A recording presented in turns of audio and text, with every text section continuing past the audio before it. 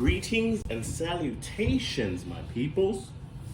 Welcome to what I'm beginning, probably the first installment, and really just a trial, a conversation on the beginnings of movement and how to definitely approach it, right? How to adopt a certain level of understanding of where you are so that you know where you want to go, right? Especially when it comes to creating a better body, right? Building awareness so that you can target the areas and build the muscles, build the shapes that you want.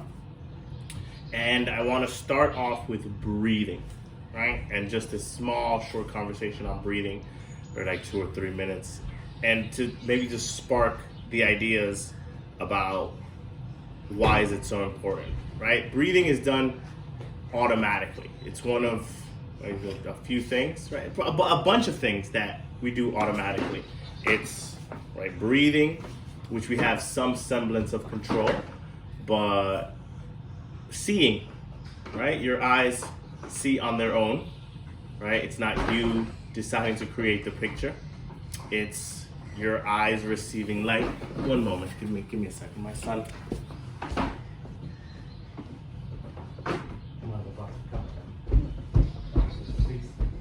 I was trying to record, so I need you to stop this.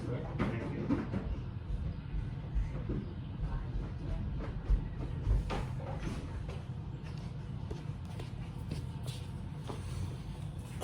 Where were we? Good. Let's start right over. Right, breathing. It's the base for everything. Right, your whole life rides on that breath.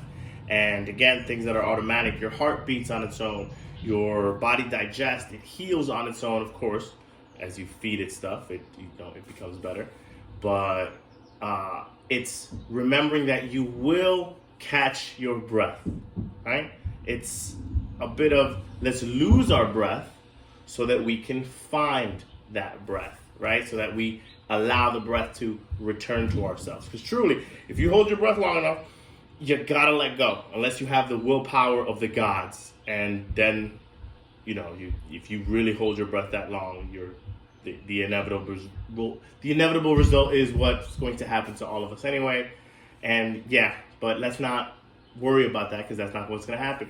Your self-preservation will tell you to breathe back in, right? And so, how to approach breath, right?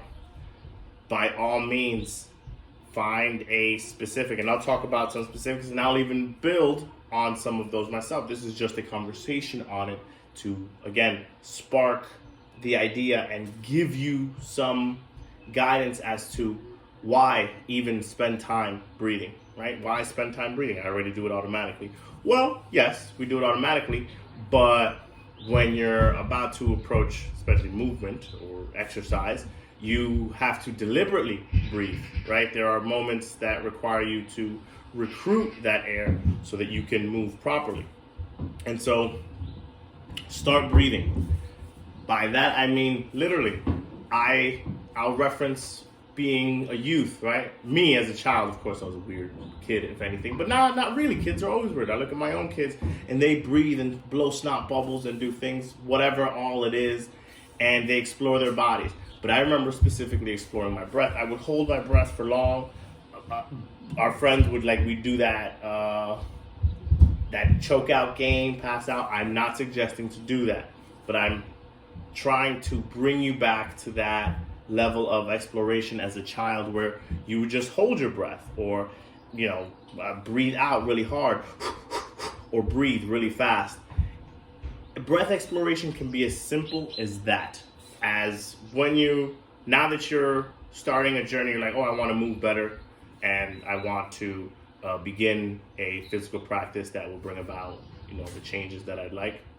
Be like, what's the first thing I should do? Well, I watched this video where this guy said just start breathing. Clearly, yes, right? That's your trigger. That mind that, should I be breathing? Go ahead, practice breathing. What does that look like?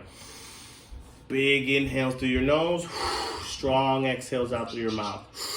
Big inhales through your mouth, then back out through your mouth. In through your nose, out through your mouth. The key is lose your breath. See what happens when you try to breathe deliberately in whatever way, shape, or form you like. Now, if you're more of a specific guidelines type of explorer or interest, then the old school breaths, right? Kapalabhati, breath of fire. Nani Shodhana, right? Blocking the nostril. Inhale towards the left, block the left, open the right, exhale out to the right.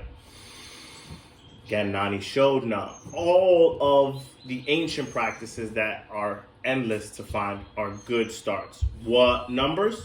I don't know. Whatever number they give you. I like to breathe to 108 breaths. That's for the chakras and things like that. It's just the number I like. But simply starting, right?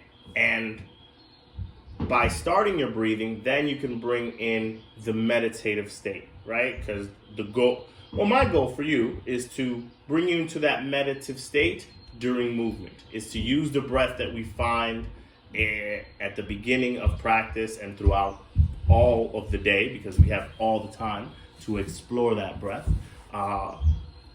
to later on use it intentionally with intensity and or release however it comes about that the exercises or the moves that I present when we flow demand, right? They're going to ask of you to breathe deliberately, and so practicing it now prior to the big moves, you should be nice and primed, right? And after breathing, of course,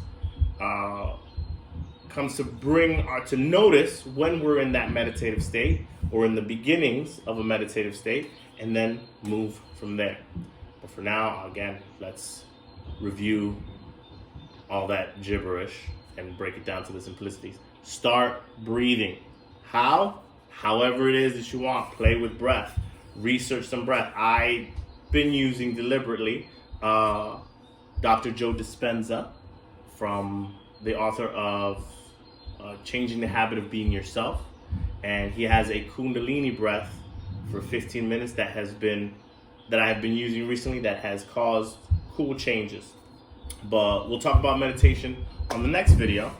And till then, keep breathing, my peoples. Om Shanti, Shanti, Shanti. Peace, peace, peace. Breathe well.